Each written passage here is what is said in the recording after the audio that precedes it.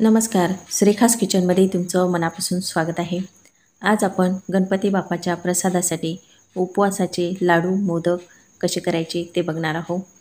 तुम्ही हे लाडू मोदक उपवासाला खाऊ शकता. बऱ्याच वेळेला आपल्याला गणपतीचे उपवास असतात किंवा बरेच जण 11 दिवस गणपतीचे उपवास करतात. अशा वेळेस आपण हे उपवासाला मोदक प्रसादाला घेऊ शकतो. तर माझ्या चॅनलवर तुम्ही नवीन असाल तर माझ्या चॅनलला लाईक, शेअर आणि सबस्क्राईब करायला विसरू नका. चला तर मग रेसिपीला सुरुवात करूयात. इथं मी 1 वाटी तीळ घेतलेले आहेत आणि 1 वाटी गूळ घ्यायचा आहे. तर गूळ मी इथं चिरून घेतलेला आहे. तीळ आपल्याला छान असे भाजून घ्यायचे आहेत. तर मी गॅसवर कढई ठेवून त्यामध्ये तीळ टाकून घेतले आहेत आणि तीळ आपल्याला व्यवस्थित असे भाजून घ्यायचे. तीळ भाजताना ते तडतड उडतात आणि तडतड उडणं कमी झालं की समजायचं की तीळ आपले छान भाजल्या गेलेले आहेत. तर हे काढून घ्यायचे आहे आणि एका ताटामध्ये आपण थंड करायला ठेवूयात. हे थोडे थंड होऊ द्यायचे आहे. तर आता तीळ बऱ्यापैकी थंड झालेले आहेत. तर हे मिक्सरच्या भांड्यामध्ये टाकून घ्यायचे. आता हे मिक्सरला लावून जाडसर करून घ्यायचे आहे, एकदम बारीक करायचे नाही. नंतर यामध्ये आपल्याला गूळ टाकून आणखी बारीक करायचे. तर इथं मी हा गूळ टाकून घेतलेला आहे. अर्धा चमचा वेलची पावडर टाकून घ्यायची आणि हे आणखी मिक्सरला फिरवून घ्यायचं आहे. तर बघा हे मस्त असं ओलसर झालेलं आहे. तर हे मिश्रण छान असं लाडू बांधण्यासारखं झालेलं आहे. तर याचे मोदक खूप छान होतात. तुम्ही याचे लाडूसुद्धा करून घेऊ शकता. यामध्ये आपल्याला काजू बदामचे तुकडे टाकून घ्यायचे आहेत किंवा तुम्ही हे तुकडे भाजूनसुद्धा घेऊ शकता आणि नंतर यामध्ये टाकू शकता.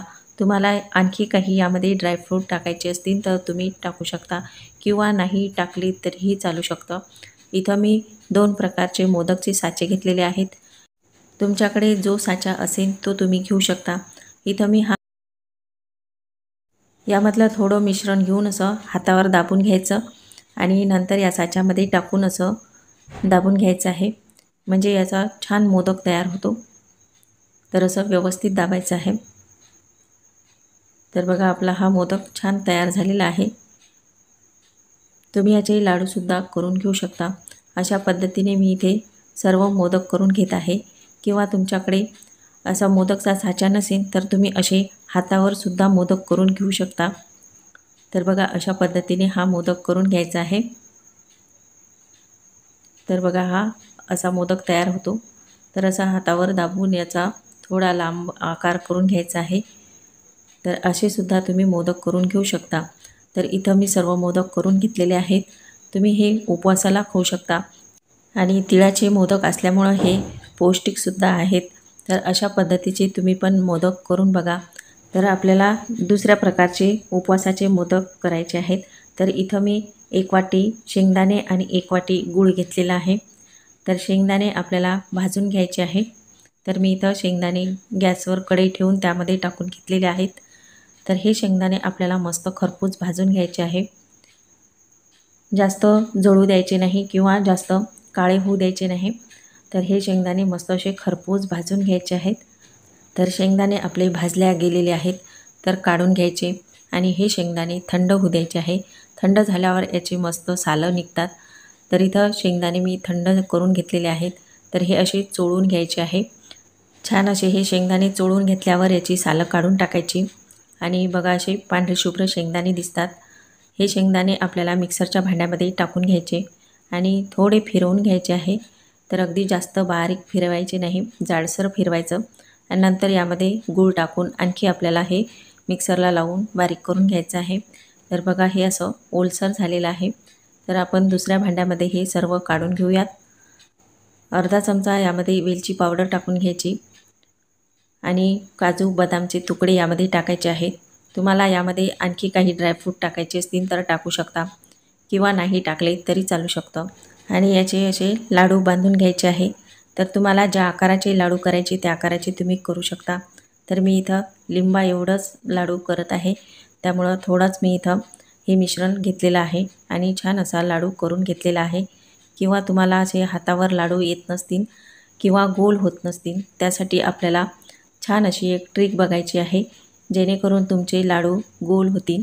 तर सुरुवातीला हे असं मिश्रण हातावर घेऊन लाडू बांधून घ्यायचा आणि एक वाटी घ्यायची आहे. त्या वाटीमध्ये हा लाडू असा फिरवायचा. नंतर हा लाडू आपल्याला हाताने मस्त असा गोल करून घ्यायचा आहे.